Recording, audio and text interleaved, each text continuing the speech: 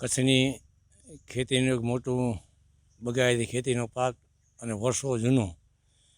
વરસાદ ઓછો વધુ હોય, પાણી નબળું હોય, જમીન નબળી હોય છતાં જે પાક થતો વર્ષોથી એ ખારેકનો પાક.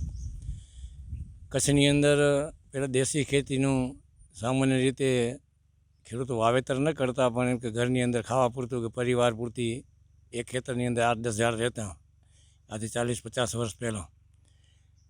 પછી સમય બદલતી સાથે આધુનિક ખેતી તરફ વળ્યા, તેમ મીઠી ખારેકનું પ્લાન્ટેશન કરી અને દેશી ખારેકને મીઠી ખારેકનું વાવેતર ચાલુ થયું. સમયાંતરે ઇઝરાયેલી ખેતી, આધુનિક ટેકનોલોજી અને કૃષિ ક્ષેત્રે જ્યારે પ્રગતિ થઈ, એની અંદર ઇઝરાયેલ ખારેકની ખેતીનું વાવેતરની શરૂઆત થઈ કચ્છની અંદર. એટલે છેલ્લા 35 વર્ષથી ઇઝરાયેલી ખેતીનું કચ્છનું સમયાંતરે વાવેતર વધતું ગયું. આજે સમસ્ત કચ્છની અંદર એટલે મુંદ્રા વિસ્તારો કે માંડવી વિસ્તારો, એમાં ખેતીની અંદર બગાયતી ખેતી તરીકે ખારેકની વાવેતર થયું. એમાં ધ્રબ છે, નખત્રાણાની ગઢસીસાની બાજુમાં મહુ છે. એવા જે અમુક ખેડૂતો, જાગૃત ખેડૂતો હતા, અને બગાયતી ખેતીની શરૂઆત કરી. આજે સમસ્ત કચ્છની અંદર આખા વાગડ લેખો કે કચ્છ લેખો, મુંદ્રા, નખત્રાણા બધા વિસ્તારોની અંદર જે અમુક પાણીની અછત છે, તે જગ્યાએ બગાયતી ખેતીની અંદર ઘણી જગ્યાએ મીઠા પાણી છે, તો બગાયતી ખેતીની અંદર કેસર કેરીનું પણ વાવેતર થયા સમયાંતરે. પછી ખારેકનું તો બહુ મોટા પાયે ખેડૂતોએ બગાયતી ખેતીની અંદર ખારેકનું, એમાં ખાસ કરીને ઇઝરાયેલી અને કચ્છી ખારેકનું એક માંડવીની માનુકવાની અંદર એક ડબાસિયા ખેડૂત છે, ડબાસિયા નામના, એમને મીઠી ખારેકની, દેશી ખારેકની પ્લાન્ટેશન કરવાનું ચાલુ કર્યું. પણ એ બધી જગ્યા સક્સેસ ન ગયા.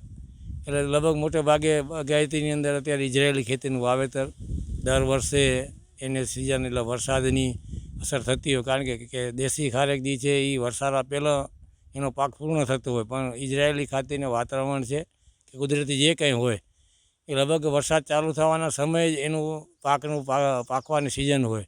એટલે ગત વર્ષોની અંદર ઘણી વખત કિસાનોને આગોતરો વરસાદ થયો ત્યારે બહુ નુકસાન થયું. આ વખતે કુદરતે વરસાદ, પ્રભુ કને પ્રાર્થના કરીએ કે વરસાદ સમયસર થાય. પણ આ વર્ષે વરસાદનો જે કચ્છની અંદર કે ગુજરાતની અંદર હજી સુધી વરસાદના કોઈ એવો એંધણ દેખાતા નથી. તો આ વખતે બગાયતી પાકની અંદર ઇઝરાયેલ ખેતી કરવાવાળા જે ખારેકની છે, એને નુકસાન બહુ ઓછી જશે. ખેડૂતોને અત્યારે ફૂલ પાકવાની તૈયારી છે. લગભગ 8-10 દિવસમાં બગાયતી ખેતીમાં વાવેલી ખારેકનું દેશી ખારેક બજારમાં આવી ગઈ, પણ ઇઝરાયેલી ખેતી 4 થી 5 દિવસની અંદર શરૂ થશે. તો આવા બગાયતી ખેતીની અંદર કરવાવાળા જે કોઈ ખેડૂતો છે, એ લોકોને આ વખતે સારી સિઝનમાં નફો અને વાવેતરનું વળતર મળશે. કચ્છની અંદર માત્ર હવે એક ખારેક અને કેસર કેરી હતું, હવે એની જગ્યાએ કિસાનો દાડમ બાજુ વળ્યા. કારણ દાડમ એક એવી ખેતીની એક પેદાશ છે બગાયતીની અંદર કે એને ખેડૂત ધારે ત્યારે સિઝનમાં ગમે ત્યારે ગમે મહિનામાં પકડાવી અને ગમે સિઝનની અંદર એને લઈ શકે. સ્વાભાવિક રીતે અમુક આબોહવા, વરસાદ, વાતાવરણની અસર થતી હોય પાકના ખાવાની અંદર, છતાંય એ વરસાદનું કે એની એવી કોપની જે કુદરતી આપત્તિ આવતી હોય, સમયગાળા દરમિયાન જ એનું પાકનું સિઝન લેતા હોય. એટલે દાડમની અંદર પણ કચ્છના ખેડૂતો અત્યારે મોટામાં મોટી ખેતી કરી રહ્યા છે. હવે કચ્છની સાથે રાજસ્થાન, નાસિક રીતે જે દાડમ આવતું, એમાં હવે રાજસ્થાન અને કચ્છની અંદર પણ બહુ મોટે પાયે બગાયતી ખેતીનું વાવેતર થઈ રહ્યું છે અને સારું ખેડૂતોને વળતર પણ મળી રહ્યું છે. એ જોતાં હવે હાલના સંજોગોમાં દાડમની કમ્પેરિઝનની અંદર ઇઝરાયેલી જે ખારેક જે છે એનું વળતર કોઈ ખેડૂતોના આકલન પ્રમાણે ઓછું થાય. એટલે ઘણા ખેડૂતો હવે જે 15, 17, 18 વર્ષની જે ખારેકના ઝાડો જે છે, કારણ કે એની પર મજૂરી ઘણી લાગે, એમાં 4 થી 5 ટાઈપની, ઓછામાં 7 ટાઈપની પ્રોસેસ થતી હોય, ત્યારે એની અંદર લેબર કામ વધવાથી હવે વળતર ઘટતું જાય અને ખારેક મોટી થવાથી એનું ફળ પણ સાઇઝ નાની થતી જાય.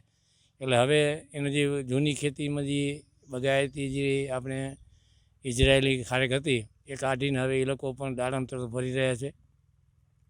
તો સમયની સાથે ખેડૂતો પોતાના બગાયતી ખેતીની અંદર ફેરફાર કરતા હોય ને દાડમ છે, હવે અત્યારે ડ્રેગન ફ્રૂટ એ પણ કચ્છની અંદર સારી એવી એનું વાવેતર થઈ રહ્યું છે.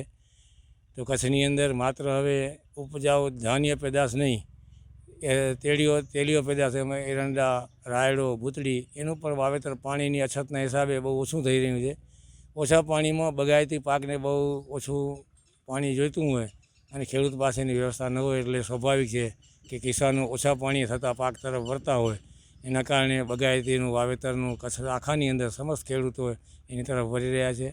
આવનાર સમયમાં સારા પાક અને સરકારના સહયોગ મળી રહે અને ખાસ કરીને કૃષિ ક્ષેત્રે કૃષિ સંશોધકો જે છે આના માટે સારું માર્ગદર્શન કરી અને કચ્છના અને સમસ્ત ગુજરાતના અને દેશના ખેડૂતોને ઉપયોગી થાય અને ખેત પેદાશ વધે એવા આપણે સૌ પ્રયત્ન કરીએ અને ખેડૂતોને પણ આવા સારા પાક મળે, એના પરિજનોને માટે પણ સારી સુખ સુવિધા અને આગળ વધે એ પ્રભુ પાસે પ્રાર્થના. કચ્છમાં બાગાયતી ક્રાંતિ બાદ જળ ક્રાંતિ માટે તત્પર છે શ્રીનાથજી એગ્રો કોર્પોરેશન. ખેડૂત મિત્રો માટે ખુશખબર, ખારા પાણીમાં પણ થશે ભરપૂર પાક.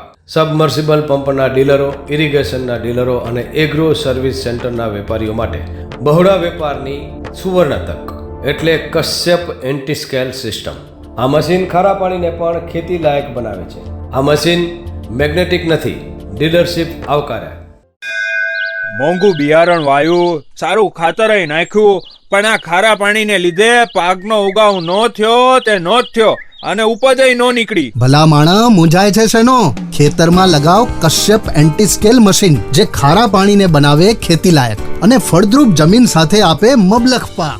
સંપર્ક Shrinathji agro corporation, Prahlad Nagar road, SJ highway, Ahmedabad.